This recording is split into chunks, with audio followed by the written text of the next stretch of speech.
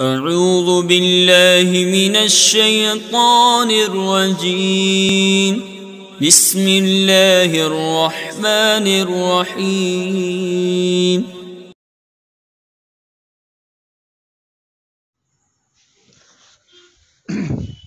بسم اللہ الرحمن الرحیم۔ میں مجاہد حسین رضوی، استاذ دارالعلوم غریب نواز الہ آباد، درجہ رابعہ کے متعلمین سے مخاطب ہوں اور شرح جامی بحث اسم کا درس دینے جا رہا ہوں۔ آج جو عبارت مجھے پڑھانی ہے وہ عبارت یہ ہے: وما اوردہ صاحب المفصل فی تعریف الکلمہ حیث قال ہی اللفظۃ الدالۃ علی معنی مفرد بالوضع فمثل عبد اللہ علما خرج عنہ فإنه لا يقال له لفظة واحدة وبقي مثل الرجل وقائمة وبصري مما يعد لشدة الامتزاج لفظة واحدة داخلا فيه فأخرجه بقيد الإفراد وَلَوْ لَمْ يُخْرِجْهُ بِتَرْكِهِ لَكَانَ أَنْسَبَ كَمَا عَرَفْتَ وَاعْلَمْ أَنَّ الْوَضْعَ يَسْتَلْزِمُ الدَّلَالَةَ لِأَنَّ الدَّلَالَةَ كَوْنُ الشَّيْءِ بِحَيْثُ يُفْهَمُ مِنْهُ شَيْءٌ آخَرُ فَمَتَى تَحَقَّقَ الْوَضْعُ تَحَقَّقَتِ الدَّلَالَةُ فَبَعْدَ ذِكْرِ الْوَضْعِ لا حاجت الى ذکر الدلالہ کما وقع فی هذا الكتاب لیکن الدلالۃ لا تستلزم الوضع لامکان ان تکون بالعقل کدلالۃ لفظ دیزن المسموع من وراء الجدار على وجود اللافظ وان تکون بالطبع کدلالت لفظ على وجع الصدر فبعد ذکر الدلالت لا بد من ذکر الوضع کما فی المفصل۔ وما اوردہ صاحب المفصل فی تعریف الکلمہ، یعنی صاحب مفصل نے کلمہ کی تعریف میں جو ذکر کیا ہے، اس عبارت سے شارح کا مفصل پر اعتراض کرنا مقصود ہے۔ کیا اعتراض ہے کہ صاحب مفصل نے کلمہ کی تعریف یہ کی ہے: ہی اللفظۃ الدالۃ علی معنی مفرد بالوضع، کہ کلمہ اس ایک لفظ کو کہتے ہیں جو وضع کے سبب معنی مفرد پر دلالت کرے۔ اب یہاں پر لفظ میں انہوں نے جو تا لگا دی، اس سے فائدہ کیا ہوا کہ کلمے کی تعریف سے جسے خارج ہونا چاہیے وہ خارج رہا، لیکن جس کو کلمے میں داخل ہونا چاہیے اس کو بھی آگے کی قید سے خارج کر دیا۔ تفصیل اس کی یہ ہے کہ صاحب مفصل نے کلمہ کی تعریف میں لفظ نہیں کہا ہے، ہی اللفظۃ کہا ہے، اور اس میں تا وحدت ہے، تائے وحدت ہے۔ تو اب جب تائے وحدت ہے تو ترجمہ کیا ہوا؟ کلمہ ایک لفظ کو کہتے ہیں، تو اب جہاں پر دو الفاظ ہوں گے ظاہر ہے کلمہ کی تعریف اس پر صادق نہیں آئے گی۔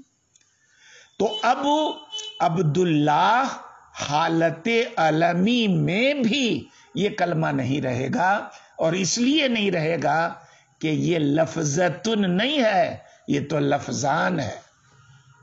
عبد الگ لفظ ہے، اس میں جلالت الگ لفظ ہے۔ شارح کی منشا یہی ہے کہ اس کو خارج ہونا چاہیے، عبداللہ کو کیا ہونا چاہیے؟ خارج ہونا چاہیے۔ لیکن آگے جو صاحب مفصل نے معنی مفرد کی قید لگا دی، جس سے الرجل قائمۃ بصری جیسی مثالیں بھی خارج ہو گئی، جیسا کہ صاحب کافیہ کی مثال سے خارج ہے، کیونکہ صاحب کافیہ کی تعریف سے الرجل قائمۃ بصری جیسے الفاظ کلمہ سے خارج ہیں۔ کیوں؟ ان کے یہاں کیوں خارج ہیں کہ ان کے معنی مفرد نہیں ہے۔ صاحب مفصل پر اعتراض کا خلاصہ یہ ہوا کہ بھائی آپ نے جو خارج تھا یا جسے خارج ہونا چاہیے اس کو تو خارج کیا، لیکن جسے داخل ہونا چاہیے اس کو بھی خارج کر دیا آپ نے نا، یہ کام ٹھیک نہیں ہے آپ کا۔ یہ اس سے پہلے بھی لا یخفا علی الفتن العارف سے آپ پڑھ چکے ہیں، اچھی بات ہے۔ اب آگے کہتے ہیں کہ اعلم ان الوضع یستلزم الدلالہ، تم جان لو کہ وضع یہ دلالت کو مستلزم ہے، مطلب وضع جہاں جہاں پائی جائے گی دلالت وہاں وہاں پائی جائے گی۔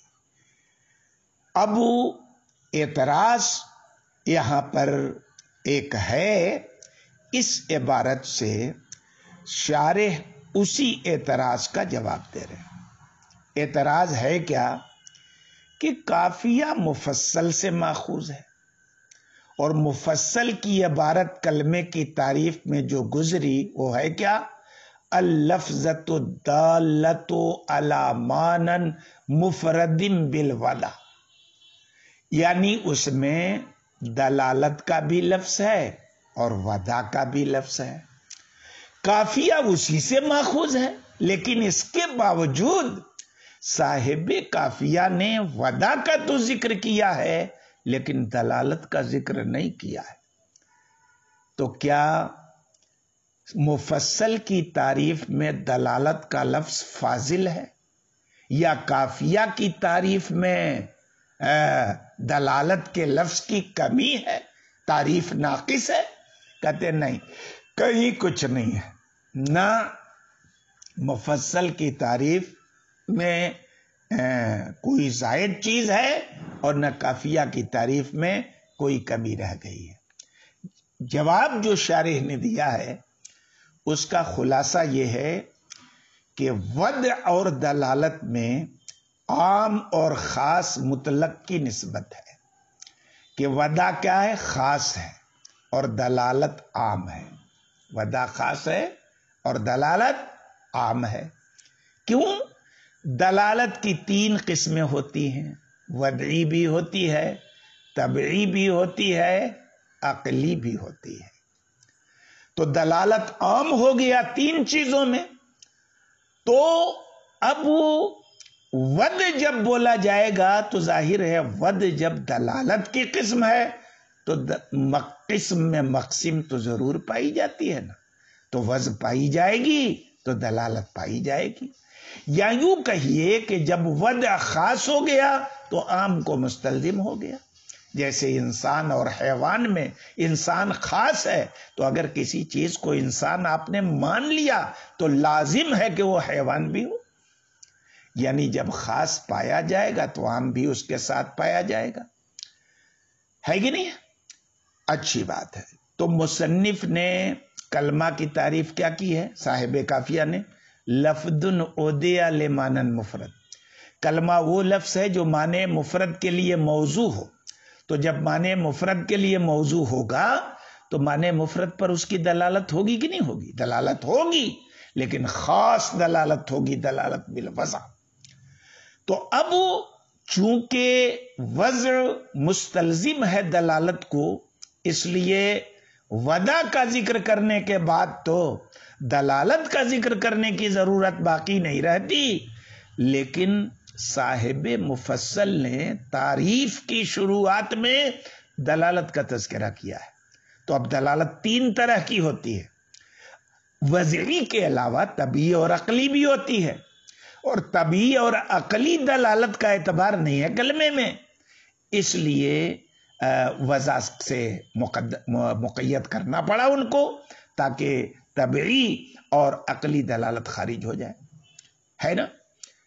تو جیسا تو وضع خاص ہے، دلالت عام ہے۔